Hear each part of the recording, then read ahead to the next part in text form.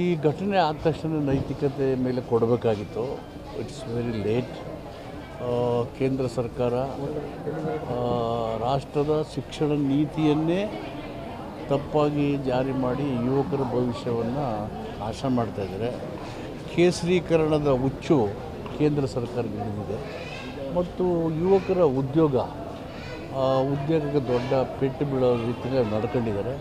ಹೀಗಾಗಿ the prime minister himself would have been resigned. Sir, ಮೊದಲನೇ ಸಚಿವ ಸಂಪುಟದಲ್ಲಿ ಕೈ ತಪ್ಪಿತ್ತು ಮರೆಯುವ, ಎರಡನೇ ಸಚಿವ ಸಂಪುಟದಲ್ಲಿ ಅವಕಾಶ ಸಿಗುತ್ತೆ. ಅದ್ರ ಬಗ್ಗೆ ಏನು ತಲೆ ಕೆಡಿಸ್ಕೊಂಡು ಅದು ಹೈಕಮಾಂಡ್ ವಿಚಾರ. ಮುಖ್ಯಮಂತ್ರಿ, ಎಕ್ಸ್ ಚೀಫ್ ಮಿನಿಸ್ಟ್ರು, ಪಾರ್ಟಿ ಅಧ್ಯಕ್ಷರಿಗೆ ಹೈಕಮಾಂಡ್ ಬಿಟ್ಟಿದ್ದು. ಅಲ್ಲ, ಸಿಗುತ್ತೆ. ಅದ್ರ ಬಗ್ಗೆ ನಾನು ತಲೆ ಕೆಡಿಸ್ಕೊಂಡು ಪಕ್ಷದ ತೀರ್ಮಾನ. ಸರ್, ಸಿದ್ದರಾಮಯ್ಯ ಅವರು 2028ಕ್ಕೆ ನಾನು ಸ್ಪರ್ಧೆ ಮಾಡಲ್ಲ ಅನ್ನೋ ಘೋಷಣೆ ಮಾಡಿದ್ದಾರೆ ಸರ್. ನಿನ್ನೆ ಅಷ್ಟೇ. ಅದು ಗೊತ್ತಿಲ್ಲ, ನಾವು ಮಾತಾಡಿಲ್ಲ ಅವ್ರಿಗೆ. ಕಾರ್ಯಕ್ರಮದಲ್ಲಿ ಘೋಷಣೆ ಮಾಡಿ ಗೊತ್ತಿಲ್ಲ, ಕೇಳಬೇಕು ಅವರು. ಏನು ಹೇಳ್ತೀರಿ ಸರ್? ಅವ್ರೇನು ಸ್ಪರ್ಧೆ ಮಾಡಬೇಕೆ ಬೇಡ? ಇಲ್ಲ, ಮಾತಾಡ್ತೀನಿ ಅವ್ರಿಗೆ. ಅವ್ರು ಇರೋ ತನಕ ರಾಜಕೀಯದಲ್ಲಿ ಇರ್ತಾರಲ್ಲ, ಅವರೇ ಹೇಳಿದ್ರು ಸರ್ 28ಕ್ಕೆ ಅವರು ಇರೋ ತನಕ ಆರೋಗ್ಯವಾಗಿ ಲವಲವಿಕೆಯಿಂದ ಓಡಾಡೋ ತನಕ ಸಾರ್ವಜನಿಕ ಜೀವನದಲ್ಲಿ ಇದ್ದೇ ಇರ್ತಾರೆ. ಯಾಕಂದರೆ ಸಾರ್ವಜನಿಕ ಜೀವನಕ್ಕೆ ಭದ್ರಾಗಿರೋರು.